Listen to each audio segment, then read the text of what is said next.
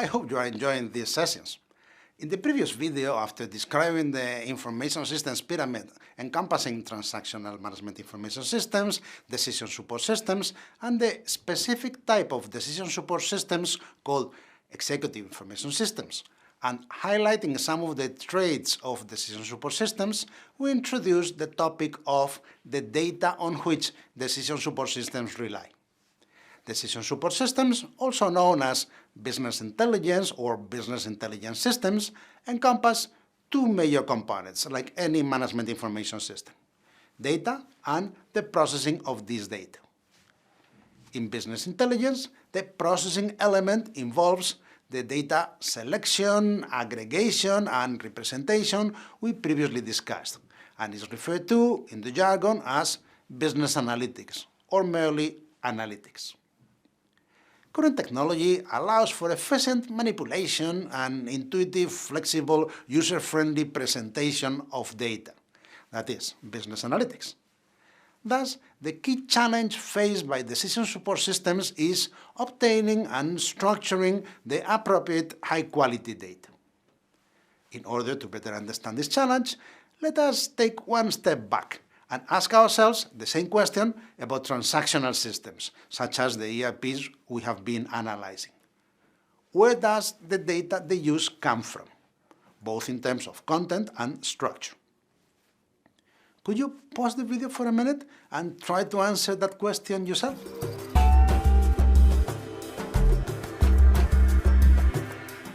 Hopefully, you quickly identified where did the structure of the data of a transactional system come from. It is precisely the database data model, which is designed upfront by the application developer. In the case of an ERP, it is the data model of the common shared database, which is, as we discussed, a key ingredient of the ERP. Regarding the content, there are three basic sources.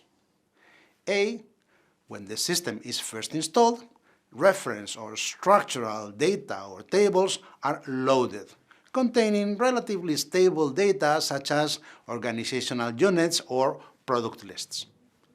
These tables are then kept up to date by the system users. B, most of the data comes from actually entering the individual transactions, such as keying in customer orders, or directly capturing them from the physical world, for example, with a barcode scanner at a checkout counter. And C, as discussed, the data held by an information system or an individual business transaction, say a customer order, may have to be transferred to the next information system down the line, that is, to the information system supporting the next activity within the business process. In non-ERP environments, this happens all the time. In pure ERP environments, this would not be needed. However, in the real world, even companies adopting ERPs tend to simultaneously use a hodgepodge of complementary information systems, either legacy or specialized in aspects not properly addressed by the ERP. Thus, in summary, in transactional systems, the data structure is designed in advance by the developers, and data content is basically internally generated through the use of the transactional system, and then exchanged among them. How about decision support systems, business intelligence?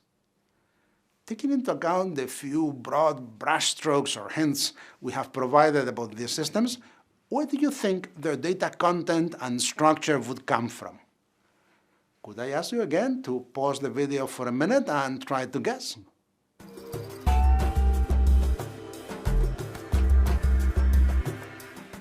Well, not an easy question, was it?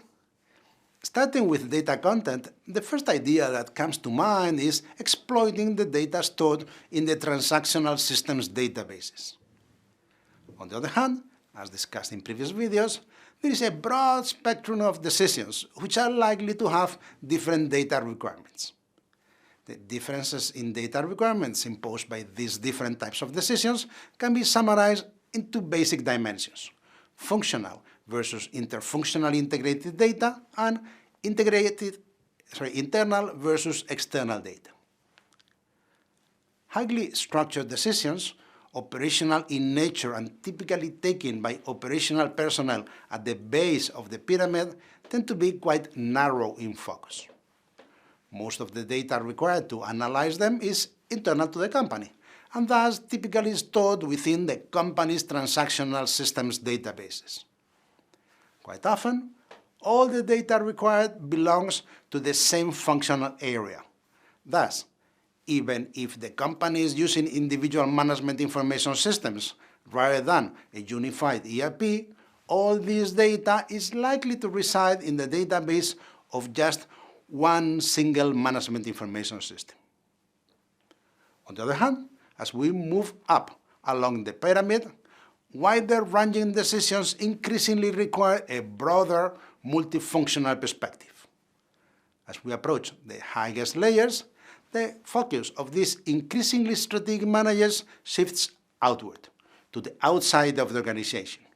Competition, customers, economic environment, thus increasingly requiring being supported by data that does not exist within the organization, external data.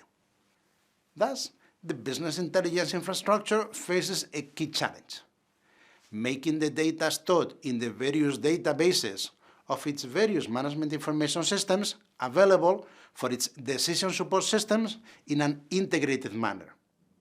And ideally, at least for top management, combined with selected relevant external data. Before we discuss how companies handle this issue, let us stop for a minute to pose a couple of review questions. Thank you. See you soon.